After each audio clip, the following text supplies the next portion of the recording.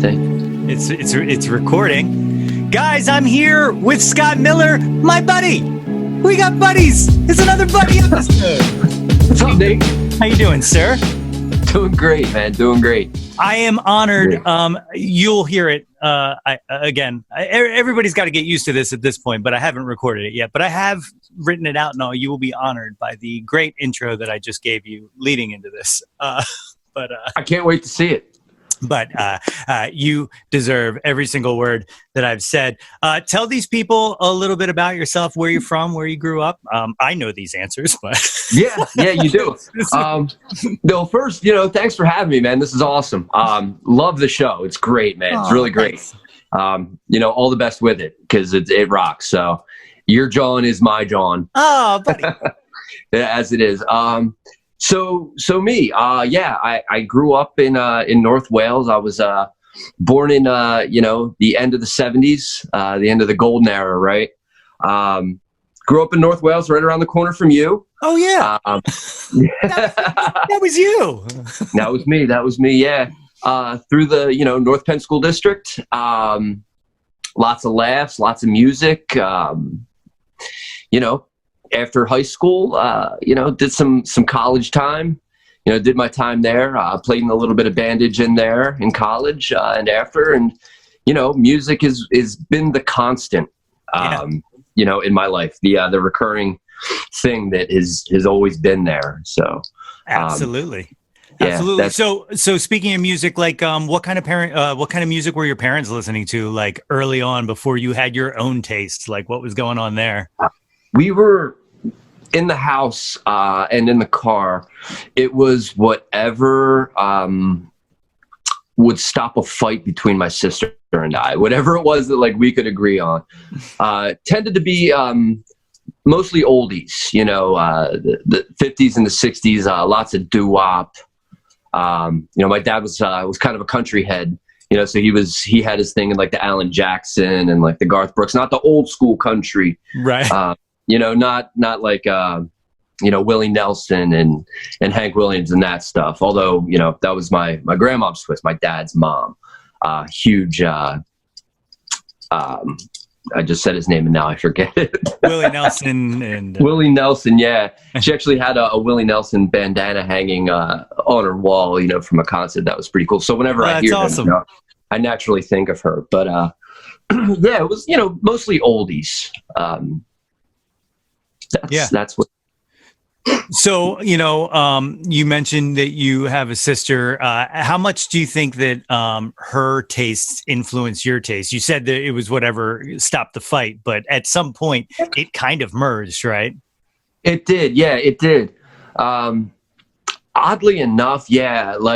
I went to my first concert because of her, which, I'm just going to out myself right now. And it was New Kids on the Block. Right. So the way that it happened, and I have a defense for this, this is my garden. People are like, what? New Kids on the Block. She wanted to go, New Kids were hot. They were super hot. Of course you remember. And she wanted to go. And was it 6th grade I was in, which puts her in 8th grade, put her in 8th grade. She wanted to go. And she was like, I want to go. And to quell any sibling rivalry, it was, you can go if your brother goes. So I was like, all right, cool. I'll go see New Kids on the Block. Although this didn't actually, shape my, interest in music, but it's just a stamp in the timeline. So that was my first concert, New Kids on the Block, with Dino. Do you remember Dino? I do remember that guy, 24/7, right? Yeah. But definitely the stuff that I picked up from her, Poison. Poison was, she was, big into Poison, and I used to make fun of it. But I also would sit there and, air drum along with what's his name? Rocket. Not Mike Rocket. Ricky Rocket. Yeah, Ricky Rocket. Used to air drum along with that stuff, which, got me down the rock and roll path. So it did merge, and there was kind of a balance that was struck at some point, not, in the elementary school years. It took, junior high, high school before that happened. Yeah. So, two funny Poison hits real quick. One, didn't your sister have like a Poison fan club with like Michelle Dermer or something like that? Am I remembering that right? You probably are. I'm just putting her on blast. Yeah. You probably are. And two, crazy Poison trivia fact is CC DeVille, the guitar player, his baby mom is from our area, and her dad used to come to Tex-Mex a lot when I was DJing. And like one day I was playing like Talk Dirty to Me while DJing, and he comes up, he goes, "You like them?" I go, "Yeah, whatever." And he was like, "That's my son-in-law," and I was like, "Oh, okay, yeah, I love them. They're great." But but he came back a lot, and he was like, "Oh, CC's in town all the time for Christmas," and because they still have a very close family.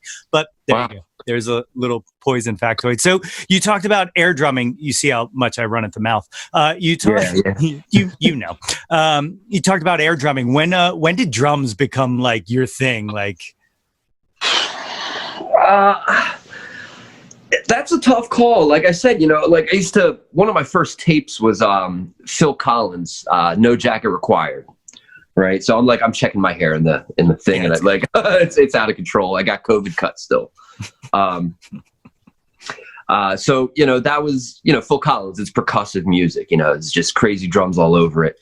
And, air drumming along to Poison, I think I have, when I really have to nail it down, was, not to get into our history too early before we get there, but Swinging Cannons, right? Mm-hmm. So it was like, okay, well, guitars, your thing, Joe's handling singing, what's left, bass, I'm not going to talk trash on bass, but nobody wants to be the bass player. Drums, they're just flat out cool. And then again, tying my sister into my musical growth, I guess, was when she joined marching band. She was in the color guard, and seeing the drum line there was just it was out of this world, man. They were so good, and that cemented it. That really cemented it. Like I've got to do this. Like this is a great outlet. It's just so cool. So that's really where it got nailed down, I think. Yeah. You didn't take lessons, right? Formal lessons or like... I did. I took lessons for 3 weeks. Okay. That's, yeah. Maybe 3 months, it's a stretch, but it wasn't long. And it was at Stewart's Music. Yeah. Over there. And it was in preparation for the marching band. And I was told, I remember in junior high, I had said to the music teacher in junior high, I want to do this. What do I have to do? Point me in the right direction. I'd never took band, and didn't, know the first thing about doing this the right way. And he said, well, start taking lessons immediately. Okay. So I started taking those lessons. And then once I, got into the marching band, lessons stopped because that was lessons. That was, yeah. Yeah. Do you feel like, now this is pretty much an easy question, but do you feel like marching band was kind of the moment when you realized, oh shit, this isn't just something I like for fun. This is something that I want to do for the rest of my life? Like, yeah, it was. And it's probably, partial love of the drums, but it was also so much time spent, Yeah. You did it. It's just hours upon hours upon hours. And to throw that away, and you learn so much in such a short period of time that after 3 years of high school and doing marching band, you feel like, not that you've mastered it. You never master it, you just always learn, but I have a foundation, by which to stand. I can build upon this on my own, and carry it on from there. And did I answer that question? Yeah, I think you did, and not just did, but very successfly. If I do say so myself, these people don't know, but when we first started playing together, you had that yard sale drum set that had maybe a 3-piece, if that. It was It was like a bass drum, snare drum, and I think a floor tom. Right. Maybe a cymbal. And you were playing that with wooden spoons for a good deal of time before you got drumsticks, you know? Yeah. So like to know where you are now from that, I mean, I guess everybody starts somewhere, but whatever. Yeah, of course. It's fucking impressive to me. Well, thanks. You know, it was what, like, you know, 30 years, you know, just about. Yeah. So, but that's where it did start, you know, and there was air drumming, you know, with the swinging cannons, and then it was that yard sale drum set, you know, and just playing that boom to cat to cat to boom cat to boom cat to cat to cat. Like that was the only beat, and I probably played that beat for 5 years for every song that I ever attempted to play, and it fit. You know, and then you know you do what everybody does, you know, you save up money and you find I found a bass drum that was for sale. You know, and then a snare drum. And so you just slowly like build this stuff up, and, you know, you're building these drums up as you're, you know, building your knowledge, you know? So, it was a wild ride, you know, starting from nothing and not knowing anything to, I still don't really know anything. Well, do any of us ever really know anything? Do you still have pieces of that old set, or is that all long gone? There might be a piece or two at my parents' house in the basement. Maybe like a drum that's been, you know, in a dingy basement for, you know, 20 some odd years. I don't have any pieces of it here. But there might still be a piece of like a cymbal stand or something like that back there. I'm surprised you haven't added it to the 60 million drums that make up your drum set right now. But that's impressive that you show restraint. There's only, thank you. There's only 5 drums in my drum set. Yeah. Five. 5 drums. And how many 16 cymbals? Yeah, there 16. You go. With 5 drums. So you mentioned the swinging cannons. How did that come about? I actually came to the cannons late, if you don't remember, but I don't remember. Yeah. I couldn't tell you how that started. It's probably something that's like traumatic that I've erased from my memory. Out. Yeah. I think Joe may have hit me over the back of the head, and I woke up and I was like, "Oh, cool, we're in an air band." Yeah, to explain to people what an air band is we lip synced and played like blow up instruments and air guitars and air drums and stuff like that at parties. That was we'd put on a show. And we did it a lot, which is weird. But, you know, and then somehow that, you know, I think the drum set might have come first, or Joe's guitar came first. One of those two came first, and then it was like, all right, now we play instruments. And it was probably the guitar. That came first. I would have to imagine. But I do remember, you know, bringing this back, like memories start flooding back. I remember, you know, we'd rehearse at Joe's house. You know, when we first got, you know, like instruments. When we were doing the, you know, Cannons Kill Your Christmas stuff, but Joe's older brother, Bob, he had, you know, the band that played in the basement up there. Shout out to the Flaming Buttheads. Yes, the Flaming Buttheads. You know, and I remember walking into that room and seeing that huge Roland, do you remember that old electronic kit that was there? Yeah. And that was probably another pivotal moment, you know, seeing that and going, wow, that looks really cool. Like I could get down with that. And Joe was like, do not touch it. Like, don't even look at it. So, okay, I won't, but maybe I'll get one of my own someday. Yeah. I you know, I'm thinking about the Cannons. I did miss a step, because when you said Cannons Kill Your Christmas, it reminded me. There was also that brief Weird Al-esque karaoke version of the group where we just changed lyrics and sang over karaoke tracks. So I forgot about that part too. Yeah. And I mean, if you want to like just go through history here, you know, it was that. And then, you know, there was the Battle of the Bands. Yes. Yeah. Hugely profound. That was so cool, because I wasn't even in high school then. I don't think. I think I was in 9th grade and you were in 10th grade, and that would have made Joe a junior. That's right. That sounds about right. Yeah. Yeah. So like that was super cool. Like, wait a minute, I'm in 9th grade and I'm playing a Battle of the Bands at the high school. Like, this is awesome. Yeah.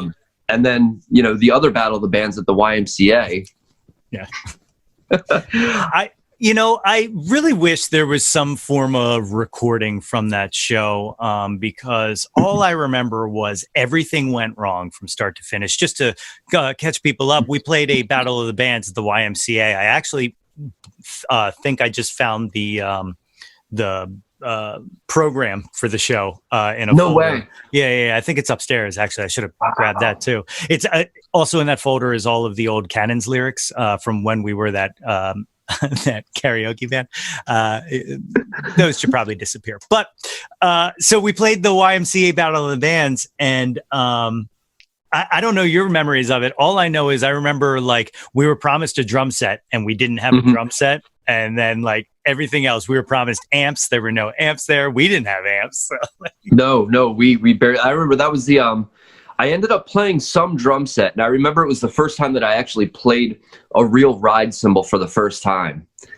Before it was, like not a trash can lid when I say, but the cymbal, the musical equivalent of a trash can lid. Yeah, that thing was heavy too.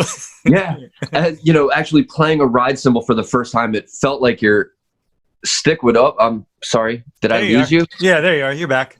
Oh my gosh, I've got the thing plugged in. I've got my battery plugged in, and it just said 20%. We're all here. So it hit it with the stick, and I remember like the first time, like we were playing Plush. And I don't remember if we opened with that or if that was the only song we played. I just remember Plush was involved, and hitting the ride cymbal for the first time, and it felt like the stick like sank into it. I was like, wow, this is crazy. Yeah, I don't remember too much from that, except Plush. I remember hanging out afterwards, and I think I got picked up. I think my dad picked me up afterwards. Like that's how long ago it was. Sounds about right. But it was cool. Like it felt so cool, playing a Battle of the Bands. Like I remember like loading in and stuff, and we were like, "Oh man, this is awesome! We're like rock stars, and we're up on this stage with lights and stuff." And like literally could not play the songs that we were playing. Yeah, well, because there was no concept of rehearsal. Like right. You half-ass your way through the song once, and you're like, "We got it. We're gonna roll." There's no repeating, let's just work on that intro a couple times and nail that down. No, there was none of that. Yeah. None of also around this time, we entered that Spin Magazine contest for the worst band in America. I don't know if you remember that. No, but I can tell you we didn't win, and that's a farce. That is exactly right. There's no doubt in my mind that we were the worst band in America. There's no way anyone was worse than we were. No, it's not possible. That was bad. But so we're talking Cannons. I wanted to show you. I was actually going to wear this tonight, but it's falling apart. But this is that's hot. Yeah, it's retro, but like you can see it's seen better days. So that is you gotta frame that, man. You gotta frame it. That's beautiful. But yeah, so then like, we started jamming and we started like writing songs. And I think like marching band really like brought all of us kind of into our own, I don't know if you feel any different, but like that was really when I was like, oh, wait, we can make music. Like it's not just a joke where we goof around and. Oh, yeah. Not to. Make light or not make light, but put it out there, like there's a stigma that's attached with marching band. Right. Like, let's be honest, right? Yeah, sure. But you talk about like all the fundamental stuff that at least I gained from it. It was just so important, like just confidence, and that's huge, being able to go out and just play in front of somebody. Of course, you got 7 other people playing the same instrument as you, and that gives you the safety, but it also just gives you the confidence to be out there and stand there and be like, well, this is what I'm doing, and there's people that are watching you and literally judging you, over what it is that you're doing, and that's huge, and learning how to just go over parts and be meticulous about it, and really put the effort in to make it worthwhile, to really get something out of it and be productive with it. Yeah, I think one of the besides rhythm and tempo, which, like I can still hear the the cowbell counting time on everything I do.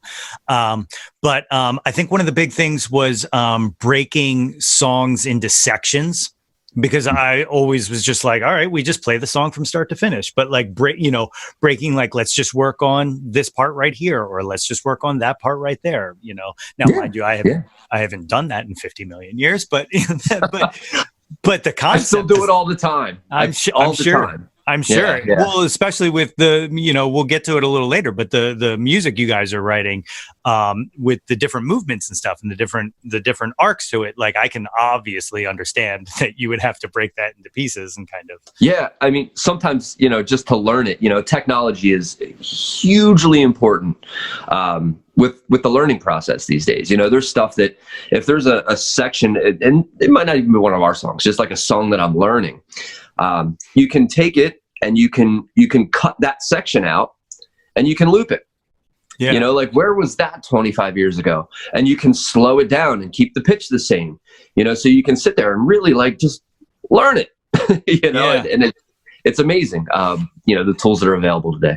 How much do you, I mean, clearly, you just said a lot, but like, how much do you use technology in playing drums nowadays? Not just learning things, but just, in complete. A lot, especially since COVID. There's, so to bring, this, but, people watching don't. So the band that I play in now is Tribe of Names. We were formerly Valdez, became Tribe of Names after losing a keyboard player. We didn't lose him. It's not like, we were like, holy shit, where did he go? But, so people come in and out of bands sometimes. That just as well as anybody else does. So after losing the keyboardist, it was, his name that he had brought to the band for Valdez. So without him, we're like, all right, well, it's time for a name change. We've got a new guitarist that had come in. So our sonic palette changed. So we figured it was best to change our names. And with COVID and everything kind of being balled together, we needed to kind of adopt technology, because we needed, you can't play gigs. So you have to incorporate technology at home to be able to do this, Zoom meetings, live streaming, stuff like that. Now, in terms of losing the keyboard player, we started using backing tracks, which is something I'd never done before. Nobody in the band had. So what it entails is, you've got to import this stuff into a sampling pad, and you've got synthesizers and keyboard tracks that are playing, that the band plays along with. So it might just be Taurus pedals, just like bass swells in the background, stuff like that. But it has to be in time, right? Mm-hmm. So you have to play to a click track. So I've got a click track in my ears. All the band is using in your monitors now. So, there's more technology. And it all has to line up. So now I'm using more tech in music than I ever have before. And it's awesome because I'm learning a lot. It's like you said before, just never stop learning, and there's always something new. And yes, a lot of technology. So when you're using those pads and stuff like that, none of them are triggers, right? You're essentially just playing to the track. Well, not the track, but to that part and the click, right? Or not entirely. Both. Yeah, it's definitely both. There's one song that we do. It's called "They Live to Cry."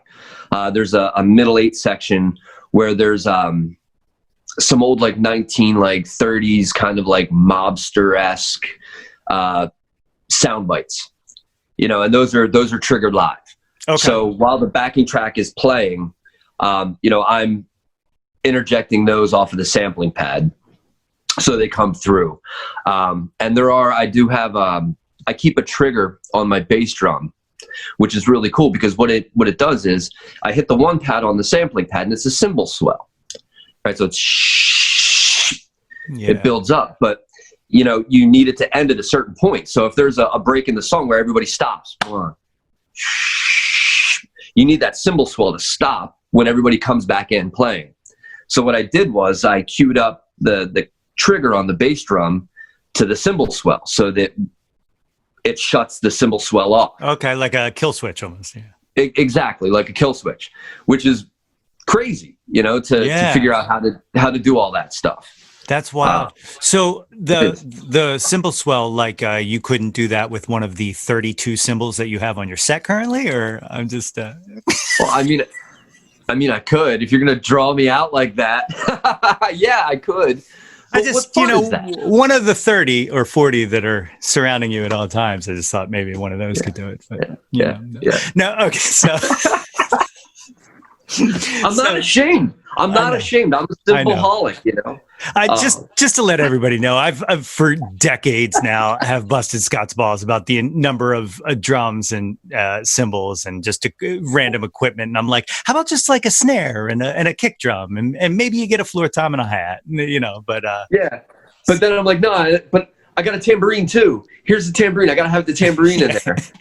Well, we don't even use the tambourine. I know, but I'm just going to put it over here in case I need it. Just to need it. And then you'll sit there and play and you'll just hear shh. It's like, see? Yeah, what? Yeah. I told you I was going to use it.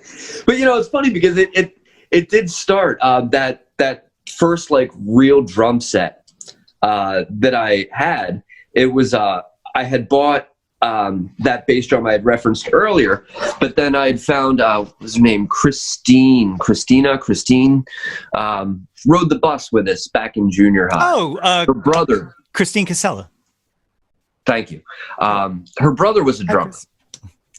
Hi. Thanks for the drums. Her brother had a drum set and was selling them, and it was like 7 toms. You remember that set? I do remember that. It was like 8, 10, 12, 13, 15, 16, 18. Like it was like the Neil Peart thing, just a huge expansive drum set. And then I had like 3 or 4 cymbals. That's right. So I've gone the opposite way. But that's my twist. You know what I mean? Like I find that's where all the good sounds are. In the cymbals? In the cymbals, all the good sounds are in there. You've got so many pitches and timbres and stuff like that you can thud the drums all day, but it's really I love matching melody with cymbals. Dude, I respect it. I just like to bust your balls. I know. So I said I'm not ashamed, but I am a little bit ashamed because I defended. I'm like, no, but you don't know. You don't know. Someday I might need that one. So we played a bunch in high school. We started writing. We wrote the greatest rock song ever written, Chicken Cutlets. Performed that at the high school talent show, and did not win. We were robbed. It was fixed. The fix was in. Nate. Look at the screen here. Look at the screen. Yeah. We weren't robbed. We weren't robbed. I will find a copy of that and I will put it up. And because Joe gave me all the old VHS tapes. I have them. They're sitting right here at my feet. If I remember correctly, the audio that came out of that was just. Yeah, we played a little loud. A little loud. So then you went to Kutztown, correct? For art. Yeah. I went for communication design. Fancy art, right? I had hoped to be an illustrator, like advertising, that kind of thing. Digital art was, really starting to get big. So I thought that was going to be my future. But it turns out that I wasn't as good as I thought I was. Is that true though? Because like I've always thought you were an incredible artist. So like, I'm essentially filleting you this entire night. So I hope you at least give me the goddamn common courtesy of a reach around. But yeah, but so you just stopped doing it. I don't know. Like what happened to art? That's what I'm getting at. That's a great question. I don't know. It's like one of those things.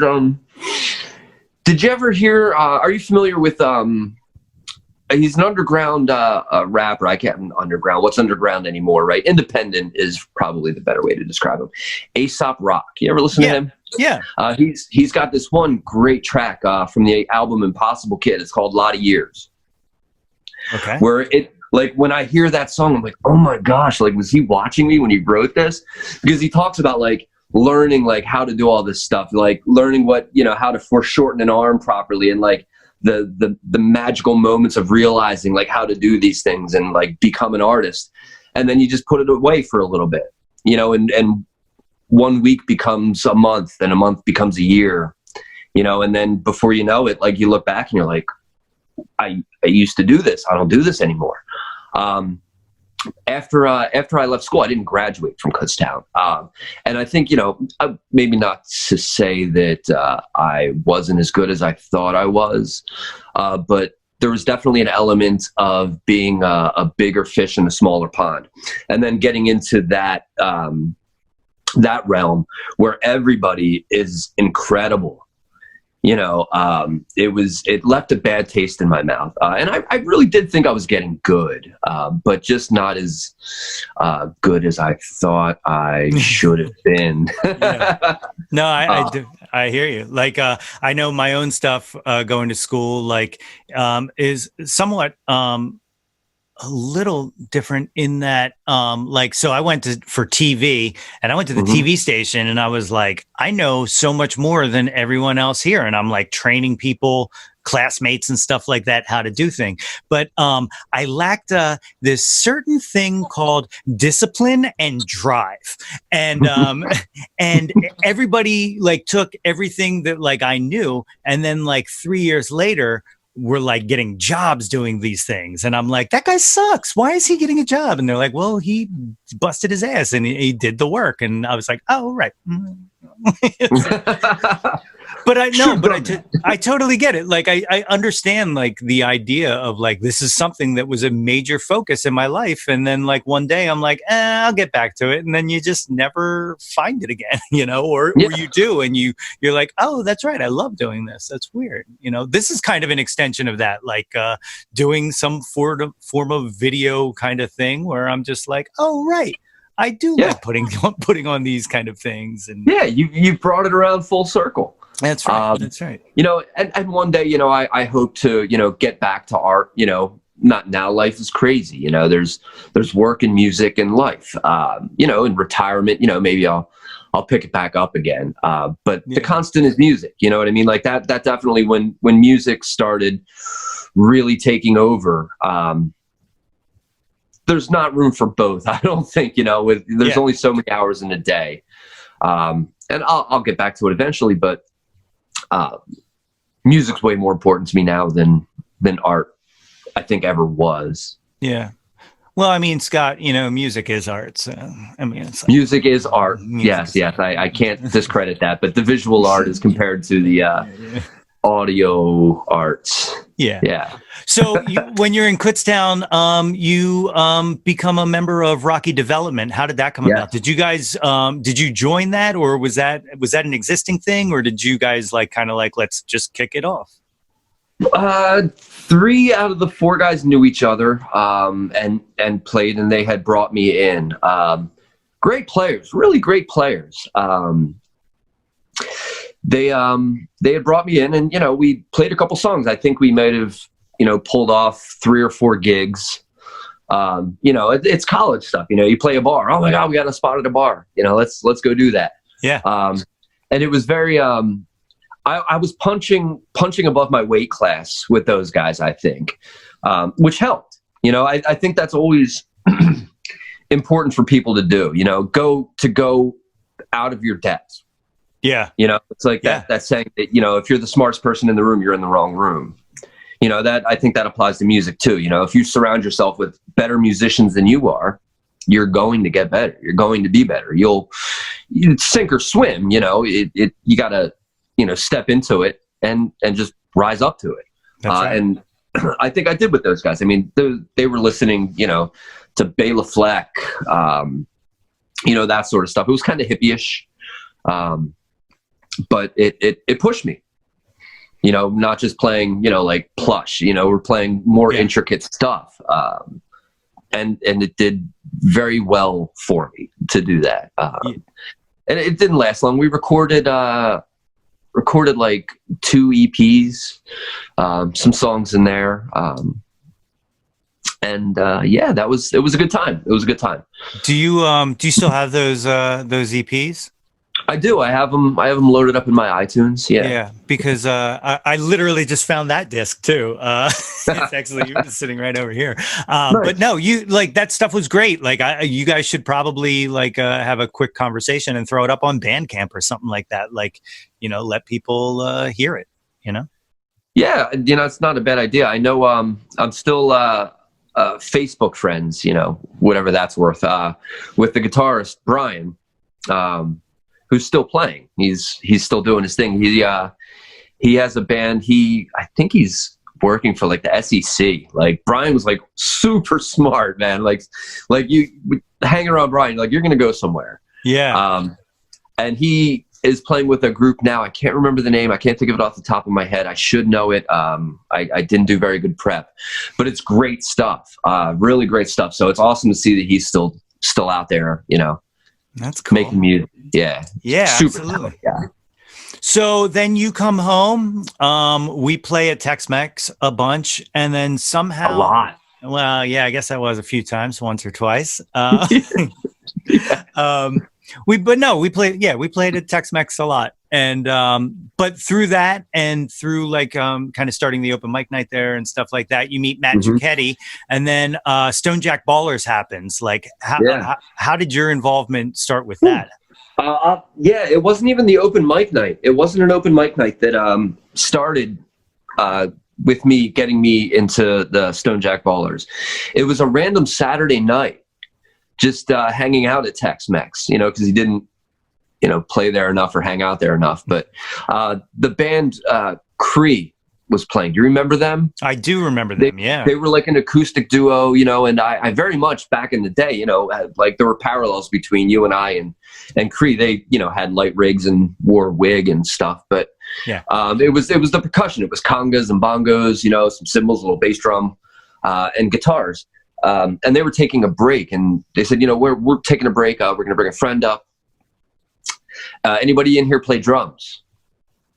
Yeah, I play. So I ended up going up, and it was Matt that they had brought up to play over their break, and it was his birthday. He was out celebrating his birthday, and we just gelled. We played like 3 or 4 songs, and it just snapped. And he was out with the then bassist of the band, and afterwards, like, that was really awesome, really cool. And they said, "What are you doing tomorrow?" Well, it's Sunday. I'm probably going to be nursing a hangover. Well, what's up? They're like, "Well, we're recording at this guy's house. You want to come and record a little bit?" And I was like, "Sure, why not?" I don't know what songs we're going to play, what we're going to do, but sure, man, let's do it. So we went in and recorded 3 or 4 songs, and hung out. It was a lot of getting to know you kind of stuff. And that's how I, got into the Ballers. And then Tommy was brought in shortly after that. And by then, we were a full force band, Yeah. And that was definitely, that was the part of the development of my musical career where everything kind of came together.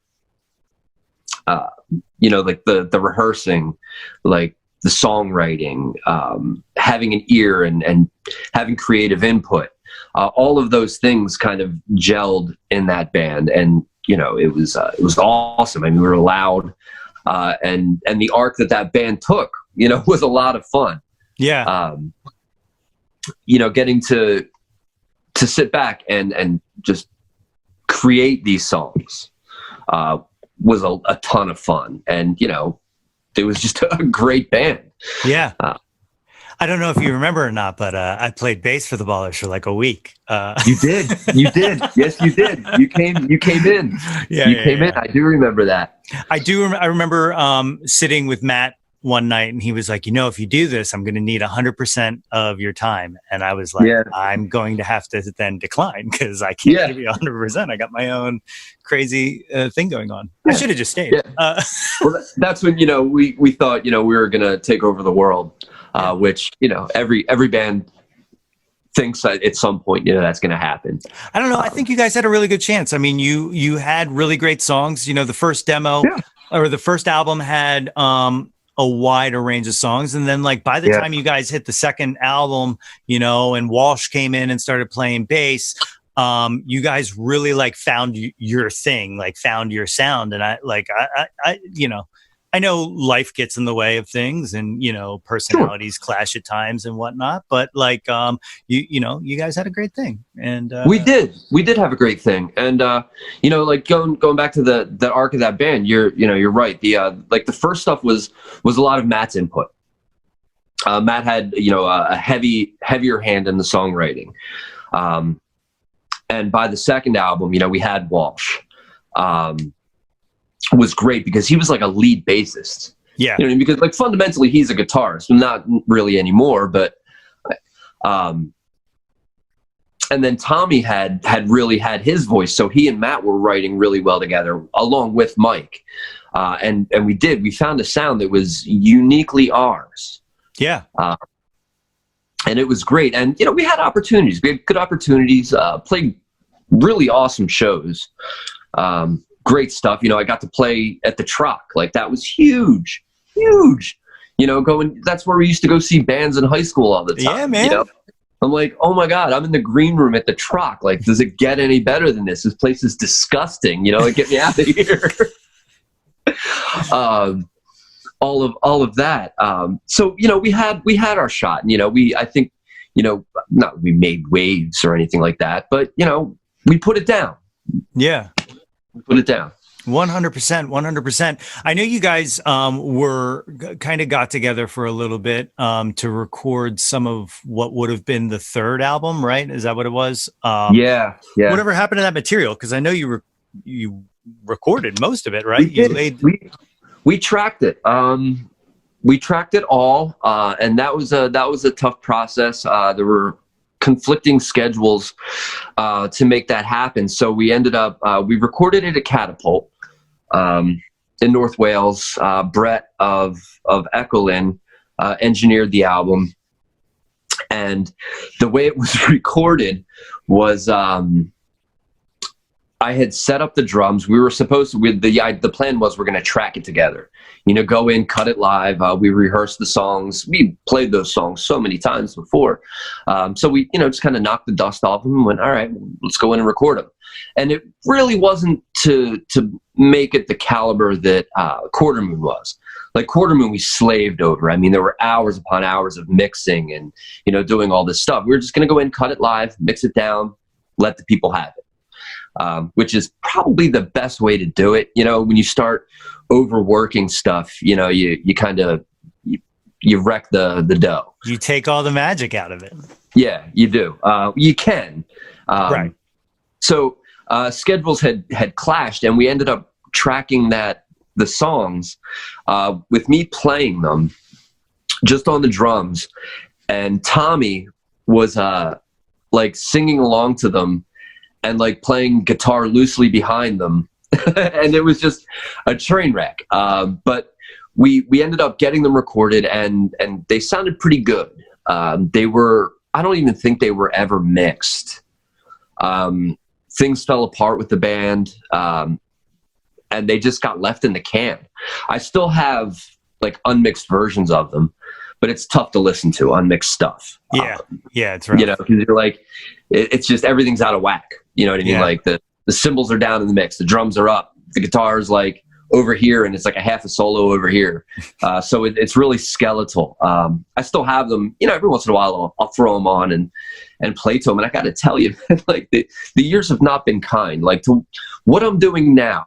Yeah. Isn't nearly as aggressive as the Ballers were, Stonejackballers. Not that was super aggressive, but it was more aggressive. And that was, you know, in our late 20s. And I'll put these songs on. I'll play through 5 songs and I am just whooped. Yeah? I'm whooped. I'm out of breath. I'm sweating. I'm like, oh my God, how did we do this? Like we would go out there and, you know, and play 3-hour-long sets, you know, balls to the walls. And then, you know, wake up the next day and, all right, go to work. You know, I play through 5 songs, you know, in the rehearsal room, and I'm shot. It's crazy. Yeah, it sucks getting old, man. It does. Yeah. But But the album, we had a cool concept for it, for that last one. We were going to call it Patient Zero, which is kind of cool. Kind of not prophetic, not with COVID or anything like that. But it's a shame that we never got to get it out to the people. We had some friends come in and do some gang vocals. Is a nice nod to the people that always came out to see us. It would have been cool to get it out to them. So that's a bummer. That is a bummer. A bummer. So then following, I guess, would it have been, maybe it was a little bit before that third album recording or whatnot, but you moved to Florida. And then, did you just musically take a break? What were you doing down there? No. I played with a group down in Florida called Dead End River. Okay. Very Toolish. I love Tool. That's my twist. Very Toolish, kind of Mastodonish. Heavy stuff, but melodic. Slow and grindy and churny kind of stuff. And it was cool. I actually never, they ended up playing a gig maybe a couple months after I had left and moved back. But we never got to play a gig, which was a disappointment, but got some hella jamming. That's cool. Yeah. So it was nice to be able to step in and get to do that anyway, meet some people and just play some music. Yeah. So, so I guess, then next band wise comes the formation of Valdez. Were you in the beginning of this or? No, you're skipping over. What did I forget? Yeah, God, I'm a terrible friend. No, you're not. There's one you're missing, Black River Commoner. Oh my God. I forgot all about that. Yeah. Remember them? Yeah. I lived in Red Hill, and played with those guys. We recorded one record. We did it ourselves, made the artwork ourselves, did all that. I put it out there. We were really good. It wasn't a good band. There were good players in there, but every show we played, we probably played maybe 24 shows, maybe, if I'm being generous. And it seemed like every time we played, there would be more people in the beginning than there were at the end. Oh no. And it was what's happening? This just isn't right. Something's off here. But Chris, the guitarist from that band, phenomenal. He went on to do some other stuff with King Bison. He's a doom guy. Very kind of clutchy, not ZZ Top, but you know what I mean? Clutching ZZ Top. If you mix that and then drop the BPMs by 25, that's where he's at, right? Hell of a guitarist. He's still doing it, so it's good to see that. But yeah, that was Black River Commoner. So I forgot all about that. That's awesome. Yeah, dude. Yeah. I forgot all about that. That was a great band. That was good. No, I dug it. It was definitely the kind of shit that I wanted to go out and see, just to, whatever. Yeah. Yeah. It was the kind of music that you were drinking shots to. Yes, that's exactly what I mean. Yeah. And you listen to that when you want to get in a fight. You know what I mean? When you want to get in a fight and lose. Which is every fight I get in. So that's yeah. Oh, that's awesome. Yeah, I forgot all about that. God damn. So that was Black River Commoner. And then that leads into Valdez.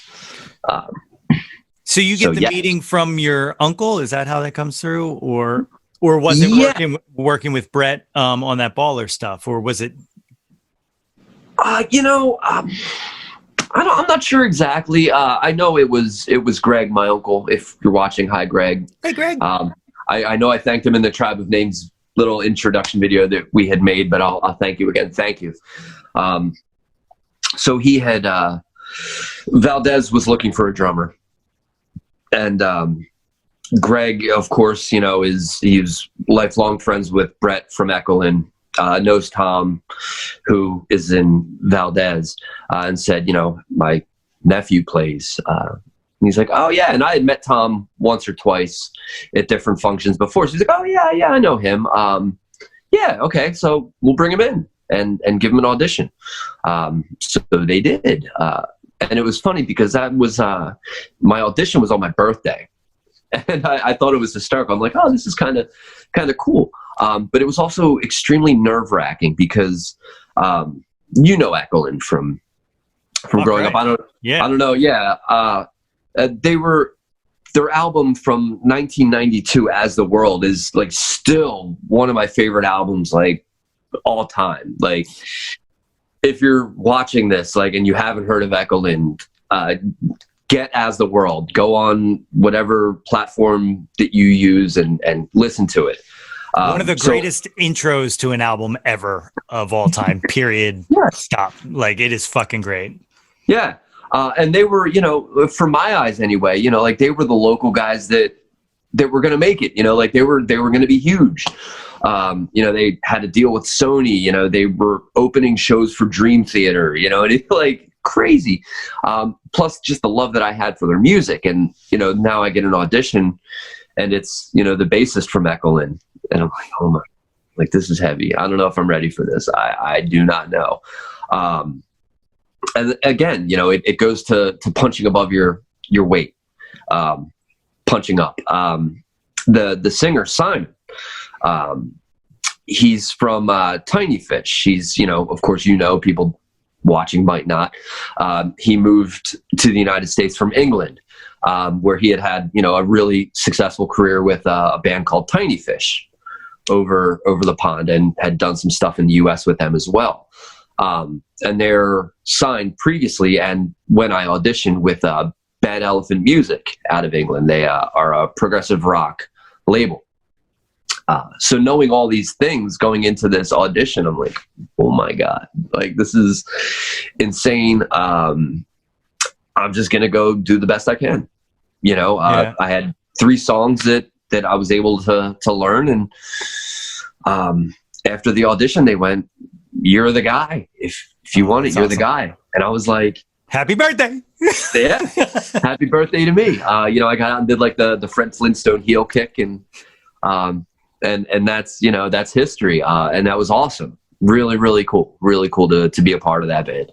That's amazing. So that first album, are you immediately then thrown to the wolves and it's like, all right, we're doing this here. Here's all these songs, or were you a part of kind of crafting those songs from that first album that you played on there? No, those songs were created. And it was kind of catching up and learning those songs to be able to record them.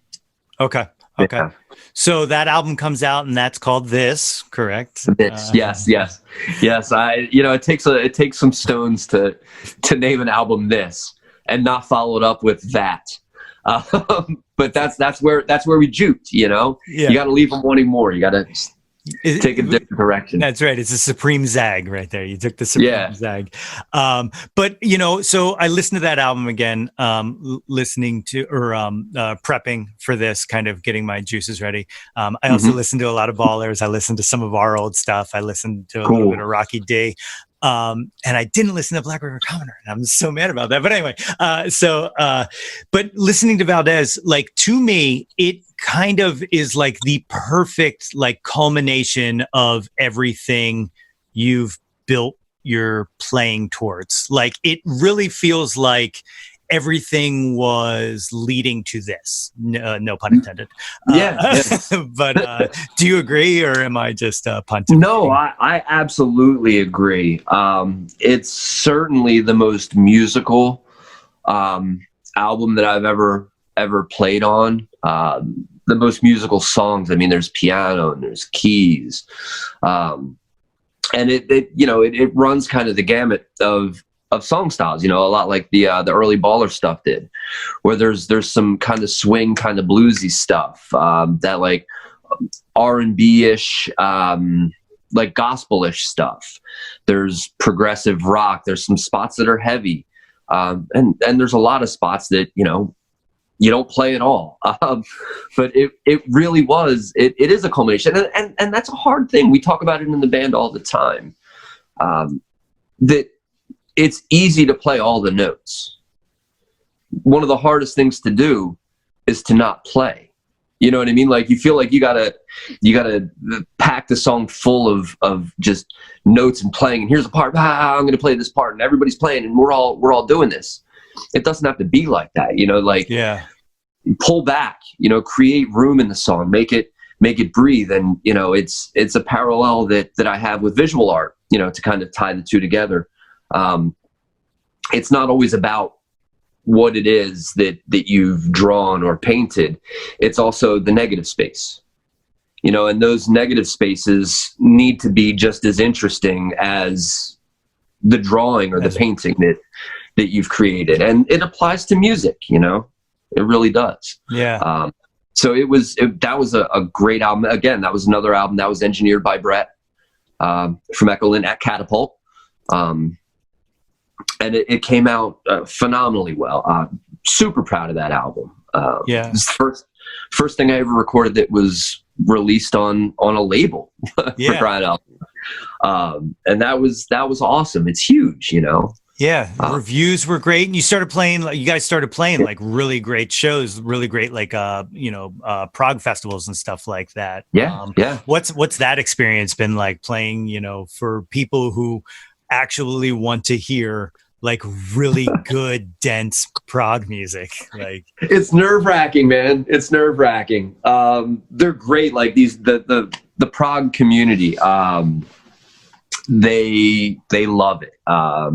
They love prog, they love music, and it can be intimidating to play for them, because they are acutely aware of everything that you're doing. You know what I mean? Like you walk off stage and they're talking about, you know, like a song that, you know, you had played, and they're like, wow, you know, the middle section in there, you know, there were 6 bars that it felt like, you know, if you guys would just swing it from, instead of like a 20% swing on the 8th note, if maybe, you know, you just kind of swung it maybe like 35-40%, it would, you know, change the feel of it. You know, they're like, when you were playing the halftime section, the guitarist, he was doing like an ionic scale, and the bassist was doing this. And, you know, if you would use some implied time modulation, you know, you could really just like blow everybody's mind. And you're like, can you just enjoy the song? Yeah. But it's great. You know, again, it's all about punching up, and kind of stepping into waters that you're not comfortable with, to learn more. And I've learned so much more from playing with these guys that I could never even begin to express, like how much. It's crazy. But it's fun to play for that crowd. For some reason that just made me think of the Butthead line, the angle of the dangle is inadvertently perpendicular to the heat of the beat. But I don't know. It's true. It's true. It's so true. No, we got to play. There's like a handful of shows that I've played that just like really are scorched into my memory. One of them is, of course, the Trocadero with the Stonejackballers. And another one was the Rozfest that Valdez played, the Rite of Spring Festival. It's a progressive festival that used to be held out in Gettysburg, and they last year moved to Florida. We played the last year that they were in Pennsylvania. And it was incredible. I mean, like, it's one of those things, like, you tell them, they supply the back line. You know, I had brought my cymbals, but they're like, what size drums do you play? And, you know, I gave them, and they had those drums like on stage waiting. It was just amazing. Wow. Just a great sound check. You know, like you walk in and they give you like little towels and stuff like that. Like, I'm like, I got a towel. They gave dude a towel. Like, I can wipe my face off like this. I'm keeping this. I'm keeping my Rozfest towel, and I still have it. Good. But it was amazing. You know, these rooms, you know, it was, you play bar show and bar show and bar show, and then all of a sudden you're playing shows that are ticketed, you know, where like, oh my God, there's seats. You know what I mean? Like, there's rows of seats and people are sitting in them, you know, and I'm playing music for these people. Like, it's totally different. You know, I'm used to playing in bars. So it's a total shift. That's awesome. Yeah, it is. So, you guys, were you working on the follow-up when you lost your keyboard player, or Yes. did he? Yeah. Yeah, we had it, the album, and it's set to release in 2021. The label did not want to put it out during COVID, but it's recorded. It's in the can, which is great. We had the songs nailed down, and then we lost Joe. Okay. So, which, with COVID and everything, it gives you time. And now that the date has been pushed back to 2021, we've got time to kind of restructure some things and revisit some things. And, you have to be careful, like we talked about before, muddying with it or too much, playing with it too much. So in that process, how was, as someone who auditioned for this band, how was it going out and looking for someone to fill that role, and bringing in, another guitar player? Like, did you get to be there for any of the decision making on, like, I like him, let's you're our guy? Yeah. You got to hand the baton, Yes. The keyboardist was still in the band when the guitarist came in. Carl. Oh, okay. When Carl joined. So that was all, part of the thing. We were going to bring Carl in and add, to the sound. So that's how that kind of lined up. And it was a more, in the beginning, it was more of a keyboard focused album. But since losing the keyboards, now you have to fill that space. So we kind of have to restructure some things and make the guitars more prominent. But yeah, it was really cool to be there and to not be the new guy anymore. Get me water, new guy. Yeah, right. But dude, you've seen a couple of the videos. Carl's just amazing. Yeah, dude, he's super sick.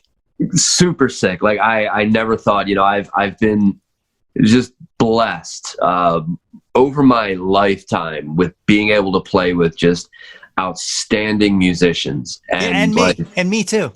You're in that group. Dude. No, I'm not. Yes, the hell you aren't. You are, and you know it. But the thing is that, like, this list, like, they just keep getting better and better, and like playing with Joe and keyboards was awesome. I was like, oh my god, I'm playing with keys, like this piano, like this is awesome, jamming along, and there's other things that you have to pay attention to when you're doing that percussively, you know what I mean? But Carl's just, he's out of this world. Like, there's times where, like, we'll be rehearsing and you just got to stop. I'm like, hold on a second, dude. Are you really doing that? Like, that's just insane. Like, I have to, like, we were doing the last recording last week, and I had to turn Carl's guitar down in Simon's monitor because, like, what Carl was playing was so killer that Simon was paying attention to what he was playing instead of, like, singing and playing. He's like, you just got to turn it down because it's too awesome. I'm focusing on it too much. Oh, that's awesome. Yeah, he's incredible, but he's also now the new guy. Yeah. So you guys become Tribe of Names, and then the world shits the bed. Kind of walk people through, like, how you guys have been handling the pandemic and kind of continuing, to work on the album. A bit, but also putting together this YouTube channel that you guys have now, which is fucking awesome. Well, thank you. Yeah, it's a lot of work, man. But it's a total shift. Before COVID, it was all right. Well, let's get this album recorded. Let's get it pressed. Let's get it out, and then we'll play shows and support it. And that'll be great. And then, like you said, the world shit the bed. Live shows just don't happen anymore. So you got to be flexible. And I think we've done a really good job. And one of the first things that we kind of decided that we had to do was, well, if we're going to record, we record and rehearse here at the house. You kind of have to upgrade some tech to do it. You know what I mean? Like, you can't record live drums and live guitars and vocals. Like, there's no way you're going to pick up vocals, right? So excuse me. So we put one of those plexiglass shields around the drums, and there's a cool little drum device. It's like a microphone effects thing that Yamaha makes. It's called an EAD10 that I have for the drums. And it picks up it's got condenser mics, picks up the drum sounds, gives them some reverb. Really, really cool piece of kit. That is cool. Yeah. So, I mean, it takes like, overheads and miking everything individually. You don't have to do that. You just clip this little thing onto your bass drum and you got a little module and you can kind of go, it's got all these cool presets and it's great. Right. So we use that, put the shield around the drums. We picked up a mixer. We got to have a mixer because everybody's got to be in ears. Guitars no longer go to amplifiers. Now they go right to the mixing board. So you need to be able to hear it. So, you're running everything out of the mixing board, everybody's in ears. And our focus was, if you can't play shows, we let's still be productive. Let's find a way to be productive. I think there's a lot of bands that just aren't doing anything. I'm speaking mostly major bands, but like there's so many bands out there you just don't hear from them. Like it's just all that stuff it's just disappeared. So we figured, let's get ahead of the curve, and get out there and start putting our stuff out there. So let's do it. Let's get creative and start making some videos. We've got time, we're not going to be playing shows. Yeah. So we might as well. And as fate would have it, as luck would have it, there were two, streaming festivals that we were able to be a part of. And that helps, those kind of things. But when those opportunities come up, since we've been doing videos and playing in this new way that we've been playing, we're able to do it. You just, instead of, you just take the sound out of the mixer and send the camera feed into it and boom, you're streaming. It's not that easy, but for all intents and purposes, it's that easy. Yeah.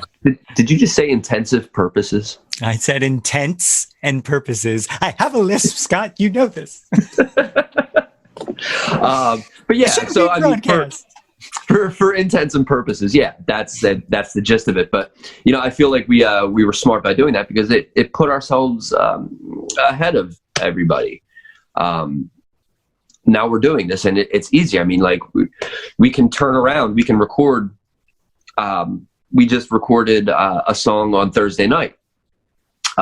Today's Monday, and the song's been mixed, the video's been edited, and it's ready to go. So the turnaround time, and we're streamlined. You know what I mean? So like now we're kind of cooking. Yeah, and able to make it happen, and we get to get stuff into people's hands and on people's screens, and people get to see us and hear us and interact. And there's just a lot of that missing from a lot of bands. Yeah.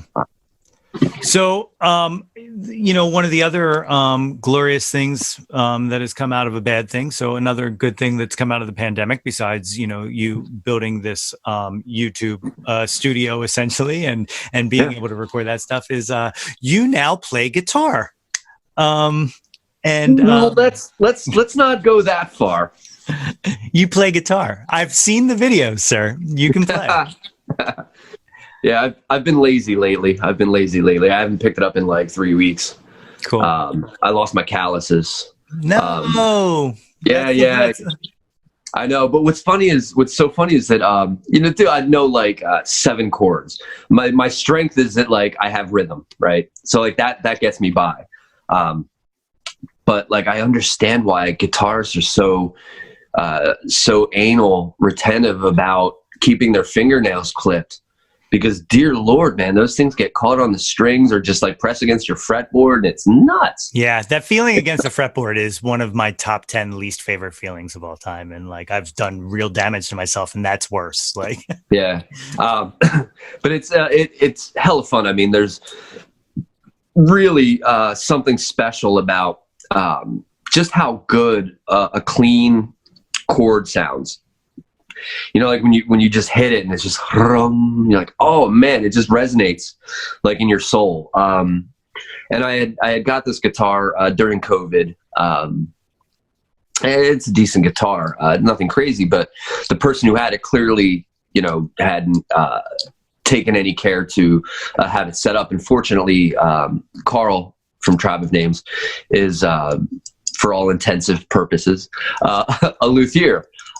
So he took a look at it and he's like, all right, well, we can lower the action on this thing, get it kind of fixed up, and took care of it and got it playing really, really nicely. And that makes a world of a difference. Yeah. He was like, you're having to press so far down on the strings that you're actually making the note sharp, because there's so much distance that it has to travel. I was like, oh my God. And then he had tuned it up, not tuned it up, but restrung it for me, because I can't even restring it. But he restrung it, and I was like, oh my God, that makes a world of difference. Like new strings, and like having it set to where it is, it just makes it so much easier. It took me maybe 4 years of guitar playing to realize that 98% of the problems I had playing guitar was because I was playing a shitty guitar. Then like once I got like a good guitar, I was like, oh, what? Like, why was I doing this the whole time? It was so much more difficult. But know what? That's part of it, though. If you make it harder for yourself in the beginning, it will become easier for you. Yeah. It formulated some kind of discipline in playing. But now that you're playing guitar, I just want you to know that, look, I'm coming for you too. All right.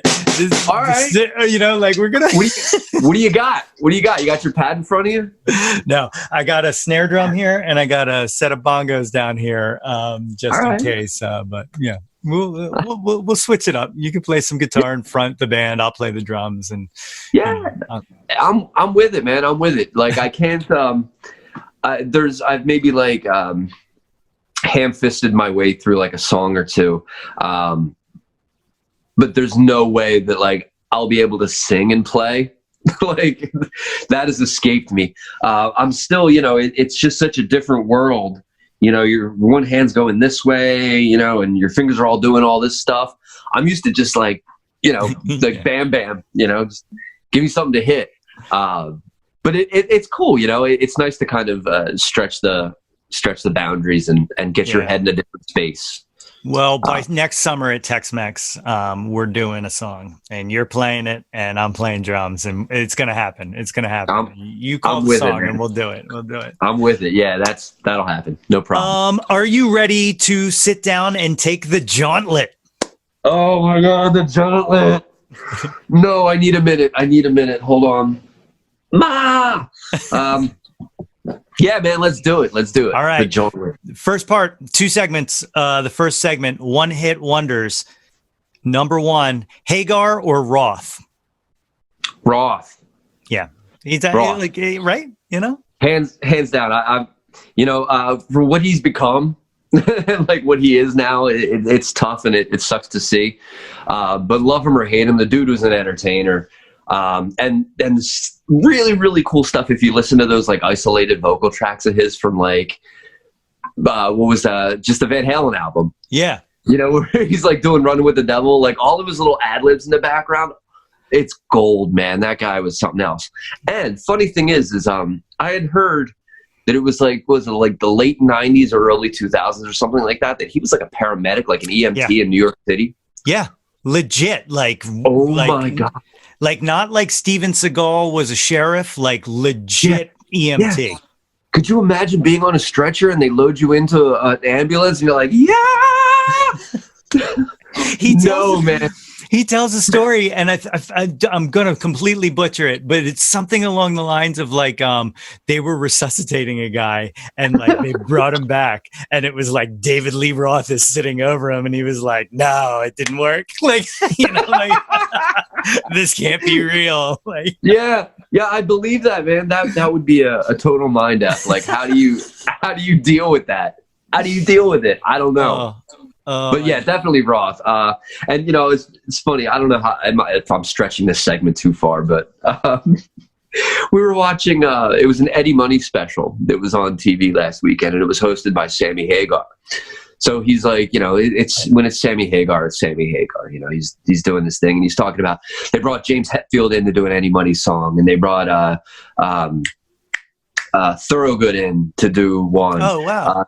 Yeah, and he's going on and on. He's like talking to these people as they're doing it, and I'm like, okay, when are they going to get to the music? And they had Eddie Money's like sons playing the instruments with Sammy Hagar like leading, and they're they're talking to all these people. I'm like, wow, man, I'm going to get to see James Hetfield do an Eddie Money song. I think he was going to, I don't remember, and they get to the whole thing. It's like an hour long, and they show Sammy Hagar playing Shaking. And then it ends. I'm like, wait, where's the rest of the show? I'm thinking, you talked to all these people. I'm like, damn you, Sammy Hagar. Damn you. He needed the stage. He's like, I've been living in David Lee Roth's shadow all these years. Let me fucking just congratulate Eddie Money. What about Gary Sharon? Why don't you put him on the list? Look, I've said this. It's become now a recurring thing in the past 2 episodes. But look, you can hit lightning twice. All right. Like you got Dave, you got Sammy, 2 wildly different, but very successful versions of the band. When you went for it the 3rd time, no way. It's not going to happen. Yeah, I agree. Hey man, rest in peace, Eddie, man. I know. It's so sad. That's tough, man. That's tough. You know, being a Tool fan, did you ever see that photo of, that Wolfgang, Eddie Van Halen's kid, posted maybe like last year? He and Eddie went to a Tool concert, and some couple asked Eddie Van Halen, can you take our picture, not knowing who he was. So Wolfgang took a picture of Eddie Van Halen taking a picture of this couple, not knowing that fucking one of the greatest guitar players of all time was the guy they just asked to take the photo. It's awesome. But he did it though, right? He did it. He did. He did it, you know, and that's cool. That you got to feel like a schmuck. Did they ever find out that like they had to, because that video that Wolfgang posted went super viral. So like, I'm sure they were like, well, good. Oh yeah, it deserves to. Yeah, it deserves to. Wow. Oh God. Yeah. Definitely David Lee Roth. And I'm going to sidebar again. I had worked with a guy, David Cutler Group. I don't know if you remember my tenure with them, that home building company. A guy that I had worked with there, Ron Schwoyer, he had fronted a Van Halen tribute band called Jamie's Crying. And I shit you not, this dude was like David Lee Roth, like reincarnate. Like, he could do it, and he was the guy that I reached out to when I heard about Eddie. You know, I had to check in with Ron because I knew he would be taking it like seriously hard, and he was relaying a story that Eddie had actually seen Jamie's Crying play, and he had said to Ron, he goes, "You do David Lee Roth better than David Lee Roth does David Lee Roth." Oh, dude. And that's huge. I mean, like, he was out there like doing the karate kicks and stuff like that. Like, stick with it. He was really sick. That's amazing. That's the greatest. Like, that's all you can ask for if that's what you're doing. Like, amazing. Right. Amazing. So yeah, David Lee Roth, definitely Roth. One hit wonder number 2, Biggie or Pac? I'm a Biggie guy. Yeah, I'm a Biggie guy. I understand everybody, you know, has strong emotions about this. If you have an emotion about this, it's a strong emotion. I was just never that into Pac. I feel like Pac is better. Well, socially, like, he was socially aware. Okay. You know, he's woke. Yeah, I'll take that. He had his head wrapped around the fact that what he was saying to people was going to be listened to and kind of acted upon, right? Like, he was trying to make people better most of the time. Yeah. He was socially aware of music that he was creating, the fact that he's an influence and people were looking up to him.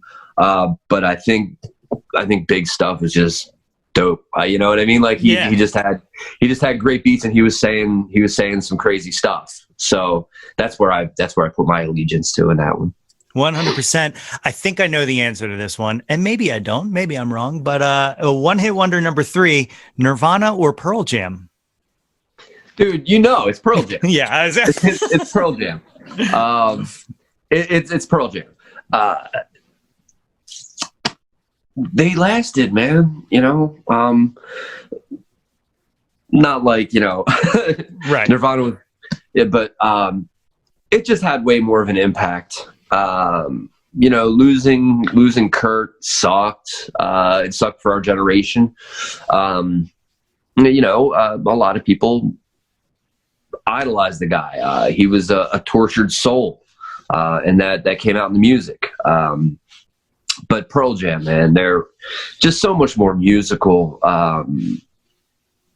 just so good. You had texted me this week about Pearl Jam finally releasing that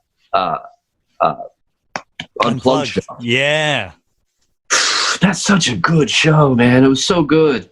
And David Bruzzese is one of my favorite drummers. I haven't really seen anything that he's done ever since, Pearl Jam gave him the boot, but he's my favorite Pearl Jam drummer.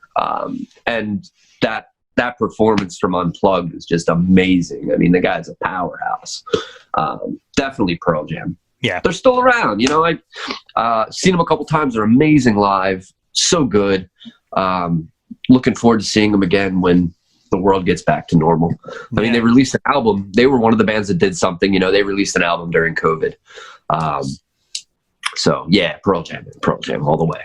Excellent. One hit wonder number 4, Beatles or Stones? I've come a long way with the Stones. I used to just despise them. Just something about them, growing up, it just didn't gel with me.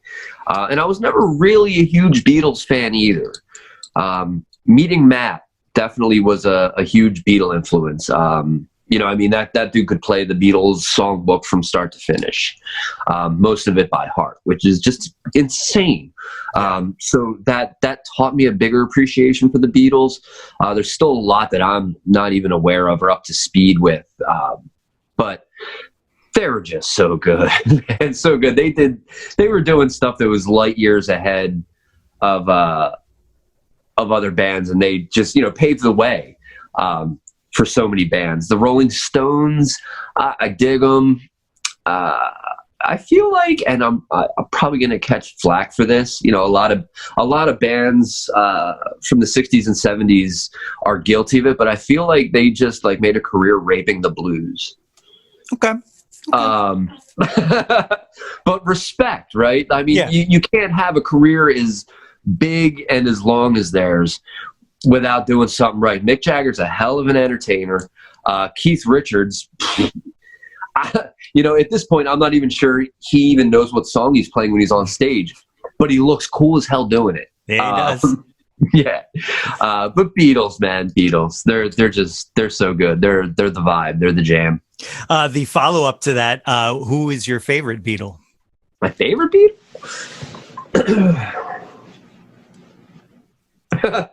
It's not Ringo. That's so sad. I know it is. And it's not because I'm not going to trash Ringo. I'm not going to take that route. Ringo was a great drummer. He was perfect for the Beatles. He was the right thing for the Beatles. But he's not my favorite Beatle. I don't know enough about George, really. I mean, he wrote Something, and that's such a beautiful song. When Sinatra tells you that, that's the greatest love song that's ever been written. Yeah. You've done something right. But I don't know, I'm not one of those guys that can go through the Beatles album and go, that's a Paul song. That's a John song. No idea. But the fact that that George did was that song from the 80s. I've got my mind set on. Yeah. Love that song, right? I gotta give it, it's a toss-up between John and Paul. I'm gonna give it to Paul. I mean, it's a 50-50 shot, but I'm gonna lean to Paul. The reason he did some cool Wing stuff, and he's still around, so I got to give it to him. Yeah, all right. I respect that. The reason I said it's sad is because, I was thinking about it, and everybody makes a Ringo joke whenever I ask that question, and in my head I was like, here's the only opportunity for maybe Ringo to get the nod. Not from here. No. And you slagged him. Yeah, you're barking up the wrong tree. I'd put Charlie Watts over Ringo. Charlie Watts is a human metronome. I completely understand putting him up over Ringo. And he's insane stylistically. The thing with when he plays, I don't know if you're aware of this. I'm sure most people are, but I can see my hands on the screen, so I'll like do a little demo. Like most beats that you play on the hi-hat and the snare, you're playing like cha dun dun cha, and your hands hit the snare drum and the hi-hat at the same time, dun, dun, like that, right? But Charlie Watts doesn't do that. He goes dun dun cha dun dun dun cha dun dun cha cha dun cha. He like skips it off, and it's kind of like a Rolling Stone, right? Yeah. Like he creates that jagged edge, which is insane. So yeah, sorry, Ringo. Funny Charlie Watts side note, and this is a bit of a name drop, if I may, but so one time I was in a conversation with a group of people, but one of those people was Questlove, and someone said, hey, when Quest is playing on Seed 2.0, I feel like he's doing some kind of like John Bonham thing, and in my head I'm like, you have no idea what you're talking about, kid. And I said, you know, I always thought he was trying to channel his inner Charlie Watts, and Quest was like, that's exactly what I was doing. He was like, me on Seed 2.0 is me doing my impression of Charlie Watts. So yeah. I can see you hitting the nail on the head perfectly on that one. And you know, and to add to that, I don't think Questlove has ever tried to channel Bonham. Never. Like that's not where he's at. He's in a totally different lane. Yeah. He's pretty good. Pretty good. He's made quite a career out of himself. Final one-hit wonder, Prince or MJ? Ooh, dude, I just watched a Prince retrospective last weekend, and it was made before his death, which I thought was pretty interesting because there's a lot of stuff that, you know, you look at differently after someone's passed. Mm-hmm. You know what I mean? You'll look at it with rose-colored glasses and kind of forgive some of the transgressions stylistically. I'm going with Prince. After seeing that, dude, MJ was awesome. He was great, but he had, I think, long fizzled out artistically, and Prince was still going. Not to mention, I mean, you just talk about songwriting skills and musical ability. Mike could dance, and he could put on that show. But Prince, man, I mean, just writing everything and playing everything and doing it with like zero apologies and anybody being able to tell him anything about, you know, how it was going to be. You know, it was Prince's way or it was a highway, and he played with the sickest, tightest band. Always so good. I gotta go with Prince. 100%. I'm right there with you. I'm right there with you. Like, he was astounding. Like, he was absolutely astounding. Yeah, he doesn't have the hits that Michael had. But just the he was just so good. Yeah, he was just so good. You know, and watching that retrospective of him, it's funny, you know, because I had no idea that question was even coming, and watching it, it's just like, oh my god, like songs you forget about, and there's stuff that you didn't even know about. So many albums that he had released, you know, just like instrumental records that, you know, after the next day, it was Saturday that I watched it, and then Sunday I'd woken up as I'm, you know, getting the morning coffee going. It's Alexa, play, excuse me, Alexa, play Prince, and just let it go for like 5 or 6 hours. And I'm blown away by so much of the stuff that he played. I get a drink. I'm like, hit it up. Getting all verklempt over Prince. Oh! Scott's just telling on himself that he's got COVID. Yeah, right. I can smell, I can taste. Here's one of my Jawns right here. Can you see that? That's buddy. Straight up. That's my Jawn. Rosenberger's representing. Speaking of, here we go. Top 10 countdown. Top 10, number 1. What was your first Jawn? What was the first thing you found yourself obsessed with? Musical or anything? Top 10 Jawn, first thing obsessed with. It's got to be drums. It's got to be. It's got to be. Yeah, once I got into it, it was drums all the time. And God bless my parents for putting up with that. That's not an easy thing. Brother, I think about how loud and bad we were in your basement, in your room, all those years, and they just took it, man.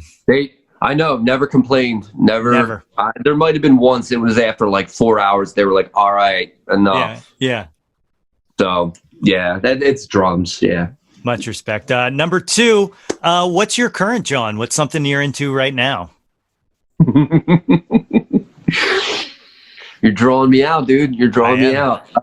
I've been collecting some Star Wars Legos. Now, this isn't like new Jawn, but it's definitely a current Jawn. I'm totally loving Star Wars Legos right now. They're super cool, man. Super cool. What's your current build? What are you working on right now? Right now, I just finished the Mos Eisley Cantina that was released, and right now I'm building a Yoda statue. Okay. Yeah. Okay. Yeah. I've got some on the sidelines that I'm waiting. You know, you can't just go out and buy something and build it. You have to have stuff to build for a rainy day. I understand. But, yeah. For those listening and even those watching, you don't see any of it, but Scott's Lego builds are ridiculous. He's got so many goddamn Star Wars Legos. It's a thing. It's definitely his current Jawn. Like, I will back it. Yeah, they're in the room that I'm in right now. In cases, and there's a lot. Yeah. There's a lot. Yeah, you do it. You do it big. Number 3, you answered earlier. First concert was New Kids. New Kids on the Block, yeah. Which is amazing. Oh, yeah. I got kicked in the head, dude. When they came on stage, everybody jumps up out of their seats. And it was at the Spectrum. I got kicked in the back of the head by the girls that were behind us. And like the smell of the room changed. It was different. It was an atmosphere. Yeah, I'm sure. The whole atmosphere. I'm sure it was. Number 4, what was the last concert you went to? Last concert? It was Madonna. Yeah? Madonna was the last concert I went to, yeah. That's cool. That's definitely cool. I don't know if that qualifies as a concert, but yeah, we started. How is that my bookend? New Kids and Madonna. Have you seen anything in between there? Or? There's so much cool stuff in between there. You were there for a severe majority of those, but like New Kids and Madonna, they're my first and last. Oh, and now with COVID, that might be your very last concert. You don't know. That's it. That was tough, man. I don't even know if Madonna it counts as a concert. She performed and she sang. It was weird though. It was really weird. Yeah. Very entertaining, but weird. Yeah. That's cool. That's cool. Yeah. Number 5, what is your favorite concert you've ever been to? Out of all of them, it's kind of weird to say it. We were talking about it the other day. Muse. Oh, really? Muse, yeah. I know they catch a lot of flack for, I guess, trying to be a new age queen. They've kind of got that thing going on. But just such a great stage show. For 3 guys, they're like a power trio. Yeah. And this is having seen Tool and Rush, and I've had my doors blown off by all these guys. The first time I saw Neil Peart play a drum solo, I cried. It was amazing. But this was it's so full, total package. Like the stage animatronics and things building and growing and spinning. And the only dude I've ever seen do a power slide on his knees on the stage. I've never seen that before. I'll probably change my answer, but I'm gonna go with Muse. Certainly awesome. The most entertaining and one of the most impactful, because it was just I haven't seen a band give it like they did. Yeah. So hate me, send me mail. I'll put his information so you can mail him about that. No, it's a respectful answer. Number 6, who have you never seen live that you always wish you would have? This person can be living or dead. Oh, there's a bunch. It would have been great to be able to see Nirvana back in the day. That would have been really great. I think we'd even come close to going, and like we passed on it. We're like, we'll go around. We'll come around next time. We'll go. Yep. Yes, we did. Yeah. Whoopsies. Zeppelin. Zeppelin is regrettable and never haven't had the chance. Yeah. You talk about the Beatles. That would have been amazing. There's some on the bucket list that were, I was able to see, like, got to see Elton John. That was huge. Billy Joel. I'd love to see Billy Joel. Haven't seen him. Yeah, there's lots of answers to that one, man. Yeah. All right. Number 7, name an unappreciated Jawn. Unappreciated Jawn. Keeping your mouth shut about politics. Unappreciated Jawn.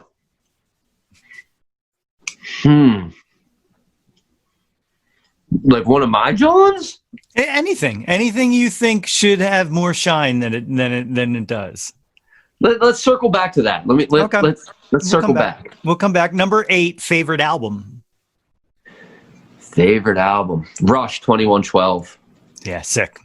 Yeah, super crazy. I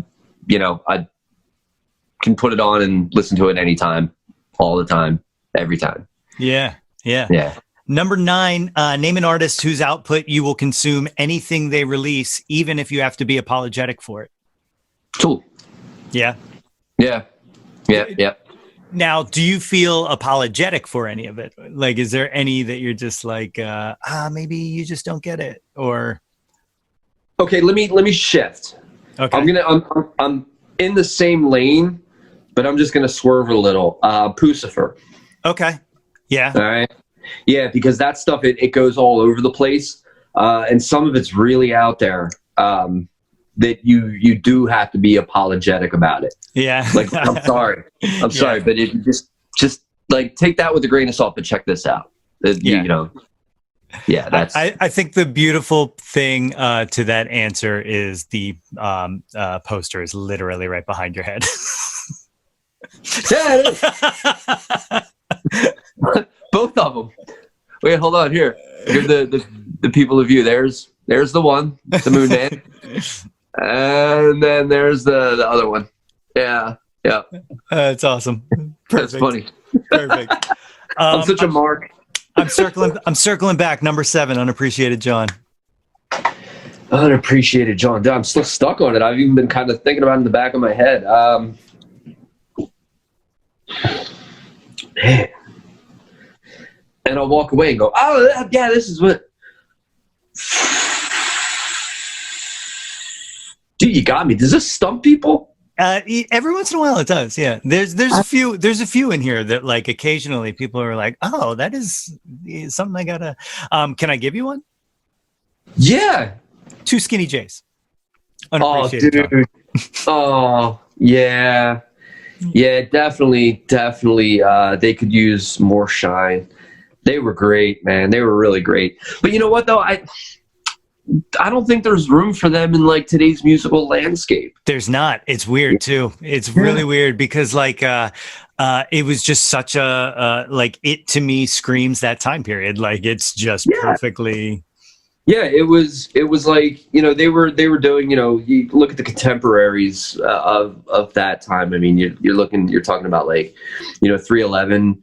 There was that new rock. That was when 311 was like hip hop meets rock, right? And you got your Limp Bizkits and your Linkin Parks and all that stuff, and it's just not that music's just not made anymore. Although maybe it should be. It's coming back. Everything comes back. Everything comes. I don't think dubstep's going to come back. I don't know. They'll find a way. Some dumb kid with a dumb haircut will start, like, mixing things, and then all of a sudden people will be like, "Did you ever hear of a thing called dubstep?" And it's like, "No, fuck you, not again." Yeah, we've been through this. But there's just as many people that will say the same thing about nu metal. And, yeah. No doubt. Number 10, the final one. What is your favorite Jawn of all time? Again, can be anything.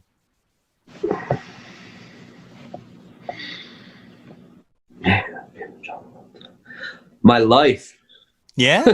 Does my life count as an answer? 100%. No, I love my life. It's a great life. All the roads that you take, that take you to where you are, like right now. There's been, ups and downs and all that stuff. It's cliche. But I love my life. So that's I'll give you an answer after I say that, because life is good. But I've been watching Star Wars Rebels. Yes. I was late to the party on this, so that's like my current Jawn, not my all-time Jawn, but it's really great. Dude, Rebels is without a doubt my favorite non-original trilogy piece of Star Wars. Like, it's so goddamn good. And like, how far in are you? Or I'm like 5 episodes into the second season. So, dude, you have so much goodness ahead of you. Yeah. So like, they just brought in the 2 Inquisitors. Mm-hmm. And they've teamed up with Rex, which I've slept on all that stuff, like Clone Wars and Rebels. Clone Wars was awesome. The last season, I mean, when they started throwing the Disney money at it, was just out of this world. Yeah. But Rebels, I always looked at, I was like, it's just like, it's for little kids. It's just a little kid show, but it's not. It's really good. Yeah. So, yeah. you have so much good stuff ahead of you too. It gets so dense. It gets so dense.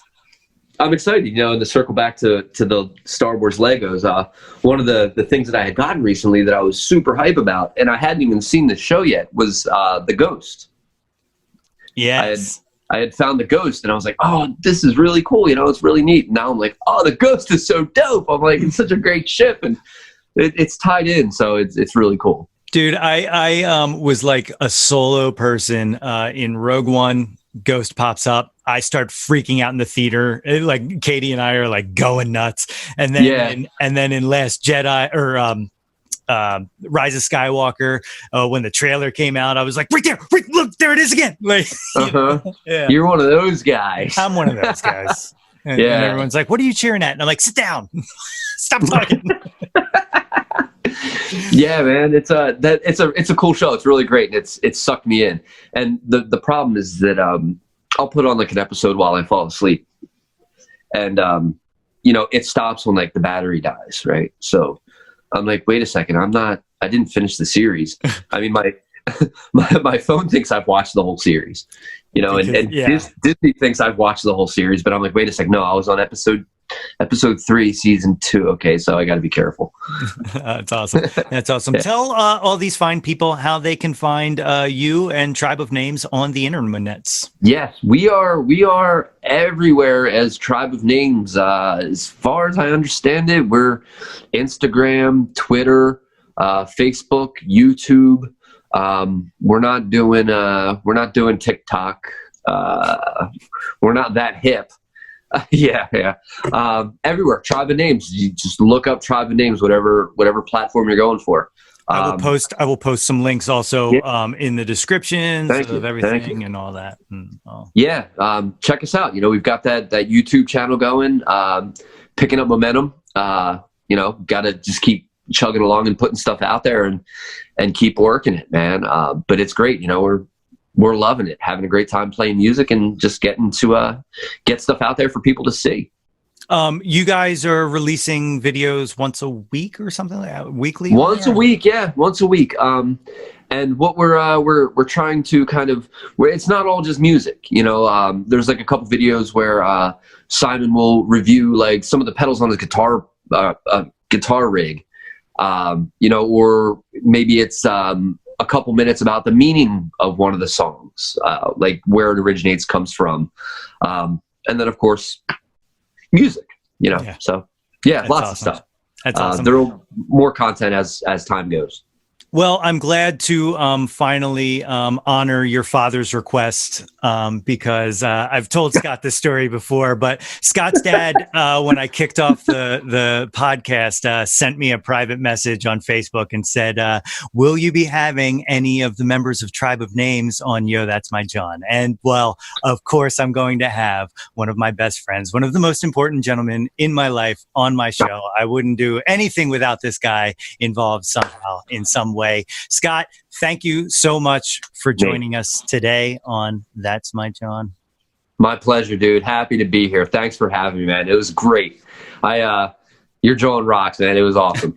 Awesome. Well, thank you. I am going to stop. We can talk a little, and then there's going to be an outro and some music and credits, and we're going to relay where they find you on the internet and all that good stuff.